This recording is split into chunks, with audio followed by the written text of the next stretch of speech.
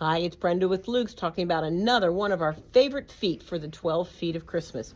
Right now we're going to be talking about the piping foot. This is an exciting foot because it adds embellishment and design elements to our sewing and quilting projects.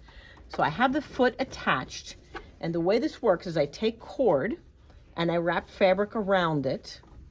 The cord itself goes through a groove on the underside of the foot. So when I drop this down, my cording is right here. The needle is going to be positioned straight. So when it comes down, as you can see, it's just to the right of the cord.